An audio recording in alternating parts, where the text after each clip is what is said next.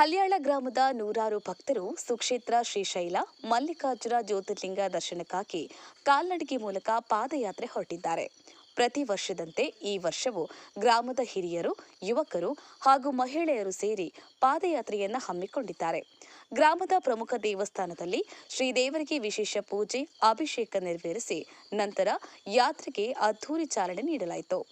ಹಲ್ಯಾಳ ಮಲ್ಲಿಕಾರ್ಜುನನಿಗೆ ಹರೋಹರ, ಶಿವನಿಗೆ ಜಯವಾಗಲಿ ಎಂಬ ಜಯಘೋಷಗಳೊಂದಿಗೆ ಭಕ್ತರು ಪಾದಯಾತ್ರೆ ಆರಂಭಿಸಿದರು. ಈ ಸಂದರ್ಭದಲ್ಲಿ ಬಸಯ್ಯ ಸಂಗ್ರಟ್ಟಿಮಠ, ಯಲ್ಲಲಿಂಗ ಪಾಟೀಲ, ಚಿದಾನಂದ ಮುಖಣಿ, ಮಲ್ಲಗೌಡ, ಜಾಬಗೌಡರ, ಹನುಮಂತ ನಾಯ್ಕ, ಮಹದೇವ, ದರೆಪ್ಪ ಗುಮ್ಮಚ್ಚಿ, ವಿಠಲ ಕಾಂಬಳೆ ಸೇರಿದಂತೆ ಗ್ರಾಮದ ಹಿರಿಯರು ಉಪಸ್ಥಿತರಿದ್ದರು. ಕುಶಪ್ಪ ಕಾಂಬಳೆ ಅಥಣಿ.